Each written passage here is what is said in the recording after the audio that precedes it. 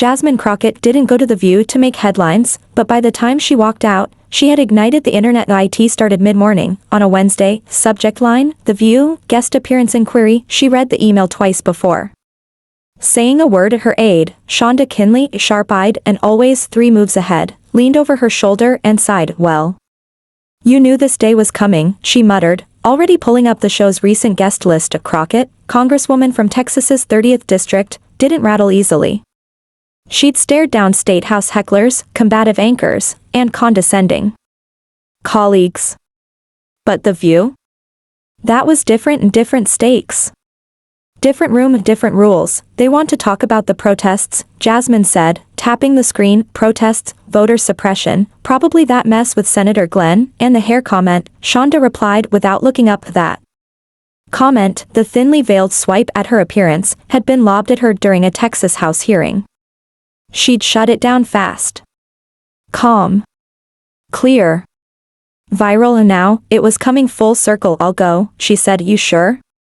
Shonda asked. That show can get messy. And Joy Behar is, well, Joy Behar.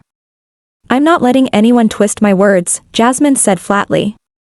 I'll speak the truth and leave with my head high. The team didn't argue. By Tuesday, the prep was done, but prep only gets you so far. At 5 a.m., Jasmine was already awake in Manhattan's Greenwich Hotel. Not nervous, just focused. Her mind wouldn't stop turning over what she needed to say. Not just about Texas. About the pattern, about who gets interrupted. About who's allowed to finish a sentence. By 6:15, she was in black wide-leg trousers and a slate gray blouse. No stylist. No glam squad. Just her, backstage at the West 66th Street studio. The mood felt off, not hostile, just clipped. Rushed. Segments had overrun. Producers were scrambling. Something had shifted. The green room was dim and unimpressive. A battered couch. Lukewarm water. A folder on the table. A segment prep. Congresswoman Crockett. She didn't touch it. A knock. Then a voice. Hey, Congresswoman. Joy Behar stood in the doorway with a teacup and a smirk. You've been in the news quite a bit. Looking forward to today's talk, she said. Jasmine stood, offered a firm handshake. Appreciate the invitation. Joy's smile faltered. People say you've got bite. Hope we keep it light. There was a tone beneath the words, and Jasmine caught it. We can keep it honest, she replied. By 10 a.m., Jasmine was mic'd up, waiting in the wings. The technician gave a quiet thumbs up. Her phone buzzed. Shonda, remember who you are. Speak slow. Own your space. She locked the screen. No nerves, just clarity. From the stage, laughter, clapping, and then Whoopi Goldberg's voice. We'll be right back with Congresswoman Jasmine Crockett. Stick around. The applause swelled as Jasmine stepped out. Sarah Haynes greeted her with a warm smile. Sunny Hostin gave a respectful nod. Ana Navarro looked curious. Joy barely looked up. She gave a nod so neutral it practically disappeared. They sat. The cameras rolled. Whoopi opened. Congresswoman Crockett, welcome. You've had quite the month. Jasmine smiled. Appreciate the welcome. They talked legal work. Her election.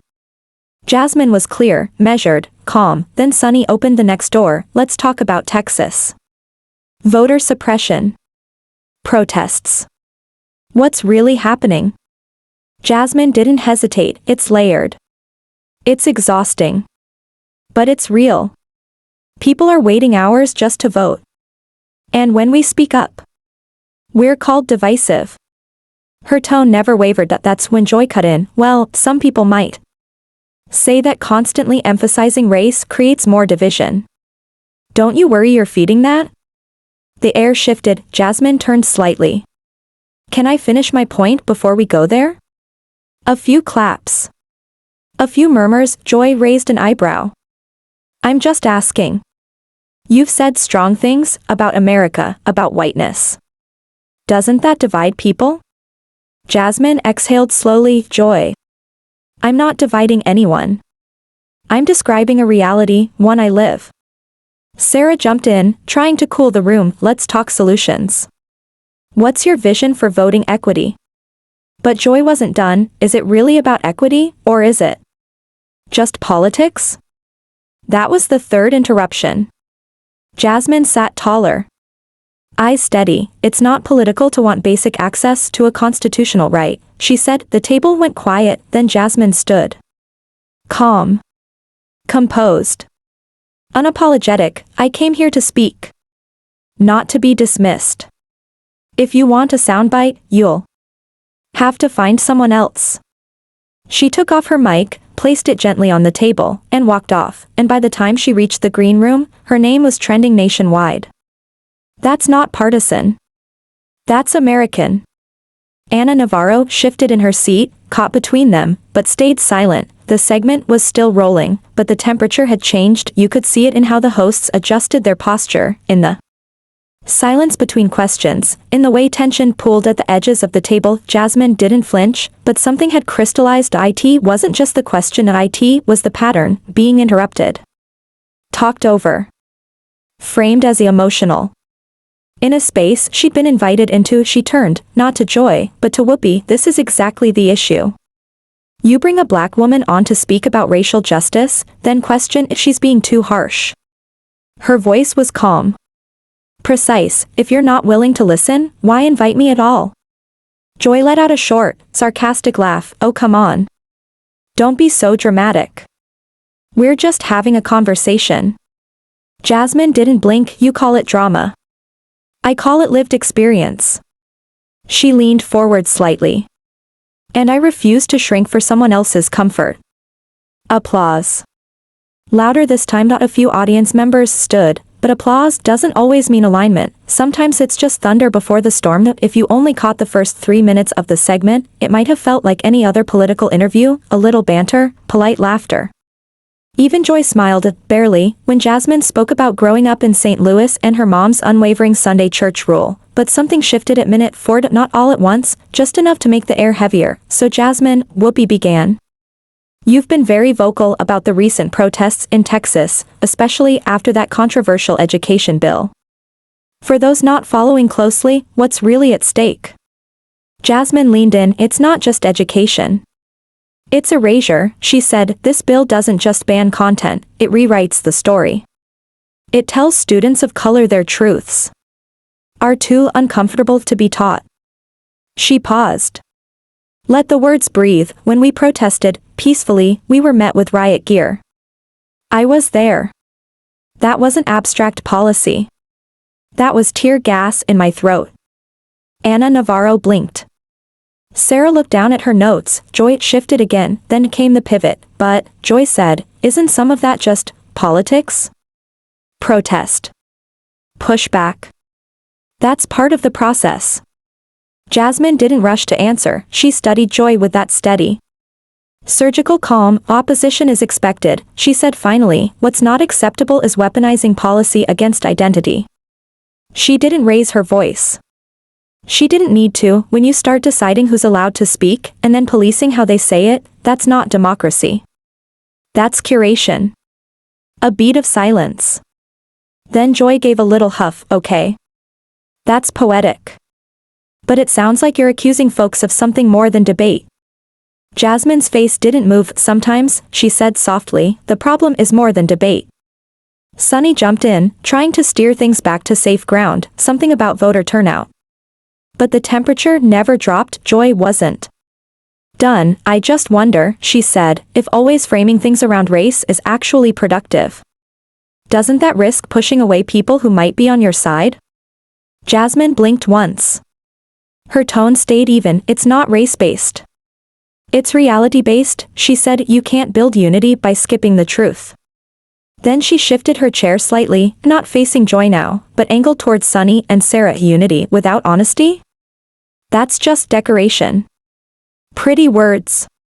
No substance, and I won't participate in that. Another round of claps. One loud mem. From the crowd. Joy tightened her jaw. You're being dramatic again. And there it was. Jasmine didn't raise an eyebrow. Didn't change her tone. Calling truth drama is a tactic, she said. I've seen it my whole life. It's what happens when people are more uncomfortable with discomfort than with injustice. Joy opened her mouth, but Whoopi held up a hand. Let's give the Congresswoman space to finish her thought. But Jasmine was already finishing. I came here in good faith, to talk. To explain, but if the expectation is that I sugarcoat the truth to make it easier to swallow, this isn't conversation. It's performance. The silence was heavy. Joy scoffed. Maybe if you weren't so aggressive with your language. I'm not being aggressive, Jasmine said, cutting in, calm as ever. I'm being clear. No shouting. No theatrics. Just the friction of truth rubbing against a table not built to hold it, and in that moment, she made her choice. She looked to Whoopi. Thank you for the invitation. Then to the rest of the panel, but I didn't come here to be minimized on national television. She stood. No flurry. No grand gesture. She unhooked her mic, handed it to the stagehand who had already stepped forward, instinctively, and walked off, heels steady. Shoulders square. The room didn't stop her. The applause came, hesitant, then stronger. Not unanimous, but loud enough to echo. Backstage, no one said much. She didn't rush. Didn't scowl. Just walked, the same quiet composure she carried onto the stage. Thought a young producer trailed her. Headset askew. Congresswoman? Would you like some water? He already had the bottle half out. No, thank you, Jasmine said, never breaking stride. She reached the green room, closed the door gently behind her, and Saturday, not out of defeat, but like someone assembling her next move, her phone buzzed. Once. Then again, and outside the studio, the real storm was already rolling in. She ignored the next 5 messages. For now, across the set, the panic wasn't loud, it was procedural. A stagehands whispered. Cue cards changed hands. Point. One of the executive producers, sharp blazer, sharper bob, started pacing behind the curtain. I told them she wasn't going to play along, someone muttered from the control booth. Inside the studio, the show continued. Whoopi was smoothing it over, transitioning from the walkout to a segment about celebrity divorces, but the vibe was off. The camera feed was polished. The room wasn't done. In the green room, Jasmine finally unlocked her phone. First message: Shonda. You good, then you were brilliant, and it's already online. 30 minutes ago, she'd expected the conversation to get tense. She didn't expect Joy to come out swinging so early. The first interruption had come wrapped in faux curiosity. Don't you think you're painting things a little too broadly? Said with that practiced tone, casual enough to seem neutral, sharp enough to wound. Jasmine had met it with data: poll closures in Dallas County, disparities in protest arrests, lawmakers on record, saying the quiet part loud that didn't matter. Joy had interrupted again. But do you really think there's intention behind all this? Jasmine had wanted to laugh as she didn't. Instead, intent is built into the design. It always has been. Then came that word. Joy leaned back, smirked, and said it like she was offering a diagnosis. I mean, you're getting emotional. Not passionate. Not driven. Emotional. The IT wasn't cruel. That was the trick. The IT was casual. The kind of confidence that only comes from getting away with it for years. A microaggression disguised as a throwaway line. Jasmine could have called it out. She didn't. She knew how that story goes. So instead, she said evenly, emotion isn't the enemy. Denial is. And something shifted, not because she got louder, she didn't, but because she refused to let the word land where it was meant to. Still, it piled up. Interruptions. Dismissals. Quick pivots. Even Sarah tried to steer things away, only for Joy to lean in again. No, I want to stay here. I think we're hitting something. They weren't hitting anything. They were circling the disrespect and calling it dialogue. Now, Jasmine stood in the quiet of the green room. She looked in the mirror, not to fix her hair, not for vanity. To look herself in the eyes. Still calm, still clear. Her phone buzzed again. A call. As she answered. You went viral in 7 minutes, Shonda said, skipping hello. Clips everywhere. Already subtitled. I'm fine, Jasmine said. Pause. You know this is gonna get loud, right? I know. And we're ready for it. They were, but outside that room, the noise had already begun, and not all of it was kind. 3 hours later, Jasmine sat in the back of a black sedan idling along 10th Avenue. She hadn't said much since the studio. The city pulsed around her. Like it didn't even notice. "Can you pull over at the park up here?" she said softly. The driver nodded, eased to the curb by DeWitt Clinton Park. Jasmine stepped out, no blazer, just her blouse and slacks, phone in hand like it weighed 10 pounds. She walked past a man with a pit bull. Past two teens arguing about a basketball foul, and no one recognized her. That was good. She didn't need attention, she needed air. She sat on a bench, opened her phone again, mentions exploding and clips of her exit everywhere. Subtitled. Recut. Looping. Point 1 already had 800,000 views, the comments split like always loud.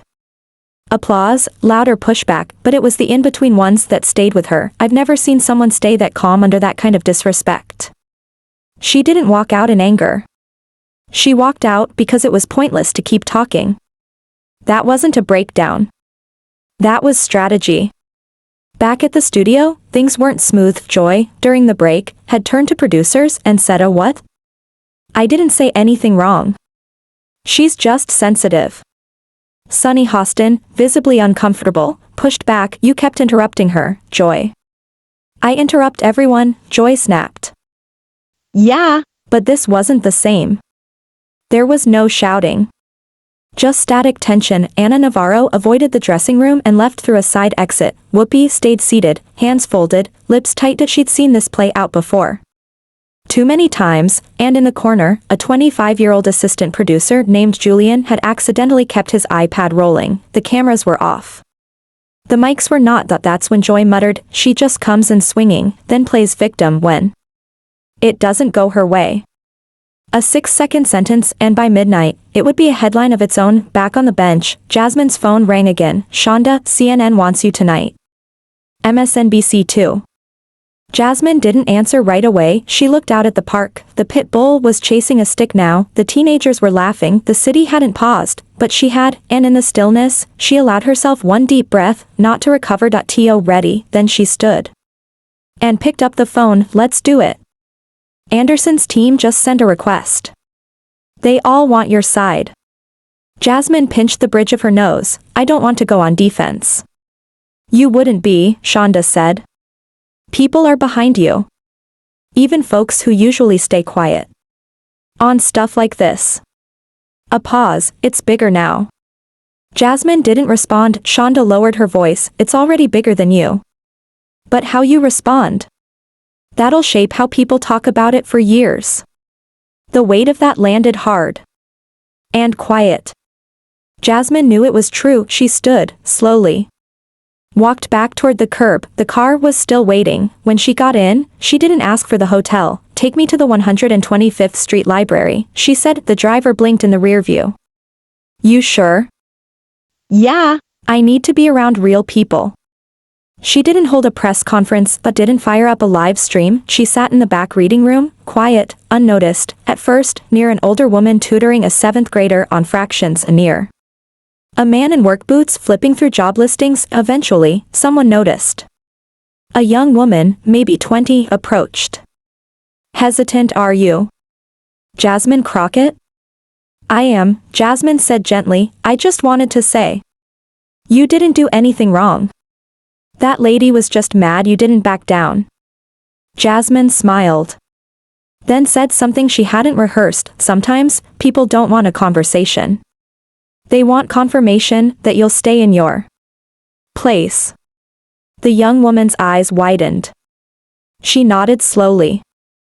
"Yeah, but you didn't." Outside that quiet room, the storm had already hit. 6:42 p.m. The leaked footage dropped. No graphics. No cheerin'. No music, just a shaky 40-second clip from the studio control room monitor. The View's hosts, off-air. Mic's still hot. Joy Behar's voice, unmistakable. "She comes in swinging, then plays victim when it doesn't go her way." No one answered her, but Sunny's jaw tightened. Anna looked away, and Whoopi, she just stared at the floor. Still. Silent. Expression unreadable. 6:50, Reddit. 6:55, Twitter. 7:15. At The View's official statement, we value dialogue and respect different perspectives. Today's exchange was passionate, but we remain committed to respectful conversation. IT didn't land, the internet had eyes. And receipts. Side-by-side breakdowns of who spoke when. Screenshots. Transcripts. Timers. The internet wasn't just angry at IT. Was focused, and this time, it wasn't letting go. To ABC headquarters on Columbus Avenue, an emergency meeting had taken over the 8th floor, executive producers. Legal. Network liaisons, all around the table, trying to solve something that wasn't a headline, it was a pattern. This isn't just about Joy, one liaison said. People see it now. We're not throwing her under the bus, a senior producer snapped. She is the show. No one's saying that, someone else muttered, but Jasmine's not just some activist with a microphone. She's a sitting congresswoman. And the public's with her right now. Options flew. Should they invite Jasmine back, apologize formally, say nothing and hope it dies? No one had a good answer. In an editing room nearby, a quieter conversation was happening. Julian, the young assistant who'd accidentally recorded the off-air clip, sat beside a junior editor. You think I'm getting fired? He asked. The editor didn't look away from the screen. You didn't leak it. I didn't stop it either. They paused the footage. You captured something real, the editor said. That moment, people feel it every day. They just never catch it on tape. Julian leaned back in his chair. I wasn't trying to blow anything up. You didn't, the editor said. They did. Across town, Jasmine was finishing dinner in a quiet Thai place in Harlem corner booth. Close to the kitchen, she hadn't looked at her phone in 40 minutes. Shonda sat across from her, phone buzzing every few seconds. They're gonna ask you to come back on, Shonda said. I won't, Jasmine said, reaching for her water. They might issue an apology. I'm not interested in performance apologies, Jasmine replied. I didn't leave because I was angry. I left because I was done talking over people's assumptions. Shonda sighed. People are saying that clip changed everything. It didn't, Jasmine said. It just confirmed what's already been happening. This time, folks saw it with their own eyes. The waitress dropped the check. As she turned to leave, she hesitated, looked back. You know, my mom watches that show every day. She never liked how they talk over people. A pause, but today she said, you showed what it means to leave with dignity. Jasmine smiled. For the first time in an hour, tell her I appreciate that. Elsewhere, Joy Behar sat in the back of a car headed home. Her publicist's voice crackled over the speaker. It's bad. Joy sighed. I didn't say anything that wasn't true. That's not the point. Well, maybe people are too sensitive. Silence. Or, the voice said flatly, maybe they're finally paying attention. But the tipping point? It hadn't hit yet, and this time, it wouldn't be Joy deciding what came next. By 9:14 p.m., Jasmine Crockett's name was trending, in all caps, not just on Twitter. Everywhere. TikTok flooded with reaction clips, creators stitched footage with captions like, this is how you carry yourself in chaos. She stayed calm while being cornered. Powerful. Instagram overflowed with stills. Jasmine mid-sentence, Jasmine unhooking her mic, Jasmine walking off, head high, lights bouncing off her shoulder like armor. But it wasn't just reposts, people were adding meaning. Media critics, lawyers, journalists, all dissecting it frame by frame. Word by word. One clip highlighted the moment Joy rolled her eyes after Jasmine's comment on voter suppression, another tracked interruptions. Compared speaking time, Jasmine Crockett, 3 minutes 47 seconds, Joy Behar, 6 minutes 19 seconds. You decide IT had moved past The View. This wasn't daytime drama anymore. This was about how women of color are treated when they speak with clarity. When they refuse to play small. At 9:14 p.m., filmmaker Ava DuVernay tweeted, the way Representative Jasmine Crockett handled that moment, that's a master class in self-respect and control. Black women don't owe you comfort. They owe you truth. And just like that, the moment was no longer just a segment. It was a mirror, and a message, and a movement. That tweet passed 110,000 likes in under an hour. Senator Raquel Torres from Arizona posted a clip with it, Writing, not everyone has the courage to walk away from a room that's trying to shrink them. Crockett reminded us how it's done. By 10 p.m., timelines were flooded, hashtag #AshChad, hashtag stand with Crockett, hashtag let black women speak, hashtag emotional politics, once sarcastic, now reclaimed. The memes came fast, the commentary came faster, but maybe the most unexpected support came from a place no one saw coming: of Franklin Dorsey, an older conservative pundit best known for railing against woke theater. Mid-podcast, he paused and said, "I've disagreed with a lot of progressive voices. But what happened on that show? That wasn't about politics, that was about basic respect, and if people can't see that, they're not looking." That clip exploded. Meanwhile, Jasmine sat in her hotel room downtown, hair tied back. Blazer hung over the chair like armor she'd set down for the night. She finally let herself scroll. She didn't grin, didn't cry, she read. Carefully. Intentionally, she liked 2 posts. That was it. Across from her, Shonda sat with her laptop. Juggling 12 interview requests at once. "They want you on everything tomorrow," she said. Morning radio. Cable. Even a podcast in Oakland. "They want to hear you speak." "I already did," Jasmine replied, "I know. But now they're listening."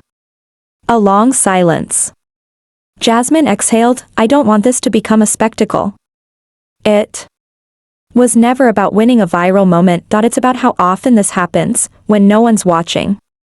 Shonda looked up, "Then say that," she said. Exactly like that. That same night, a few blocks away, a high school teacher named Bree Thomason printed out one of Jasmine's quotes, "Unity without honesty is decoration." She pinned it to the wall of her 10th grade classroom. "I want my students to see what clarity looks like," she later posted on Facebook. In a bar in Minneapolis, a group of friends watched the clip on repeat. One whispered, "She didn't raise her voice once. That's what killed them." Across the country, different cities, different ages, people saw themselves in Jasmine, not because they'd stood behind a mic in Congress, but because they'd sat in rooms where the energy shifted the second they spoke with truth. But Jasmine wasn't looking for applause, she was preparing for what came next. The following morning, it wasn't Jasmine chasing headlines. It was headlines chasing her. News anchors scrambled to reframe the narrative, trying to catch up with a story that had moved past entertainment. On Good Morning America, a guest analyst said it wasn't just the walkout. It was the silence that followed. When she stood, no one stopped her. No one could. By 8 a.m., NPR aired a segment titled, "When Civility Means Silence." Dr. Carla Withers summed it up: what Jasmine Crockett did wasn't an exit, it was a correction.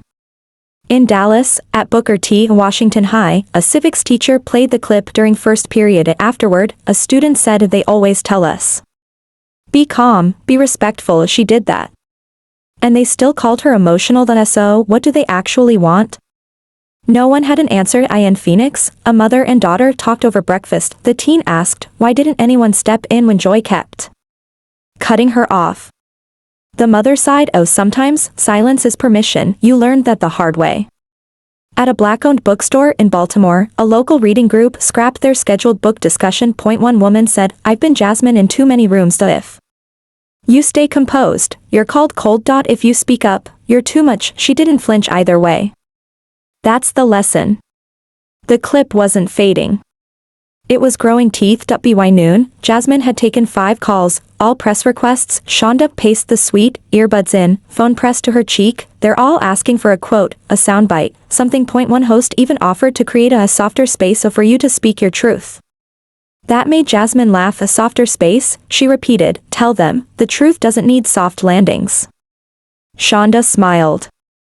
She didn't push it. Jasmine had made her decision. No victory, LAPNO press circuit, no rebuttal interviews. She had one thing planned. That was enough. Later that afternoon, Jasmine stepped into a small community center in Tulsa, Oklahoma. No cameras, no stage crew, just folding chairs, a few handheld mics, and about 50 people. Teachers, social workers, retired factory workers, high schoolers. They'd invited her months ago, long before the clip. She never thought to cancel the front, no podium, just Jasmine and her voice. You've all seen what happened, she began. I don't need to replay it, but I do want to talk about what didn't happen. The room stilled. I didn't walk out because I was angry. I walked out because I was finished explaining myself to people who never planned to listen. A woman in the back wiped her eyes. You don't owe anyone your silence just to be taken seriously, Jasmine continued. People will always try to manage your tone before they consider your truth. That's how control works. It doesn't just silence you, it convinces you that speaking up is the problem. She paused. Measured the weight of the moment, but real power, it's not in proving them wrong, it's in refusing to accept their terms in the first place.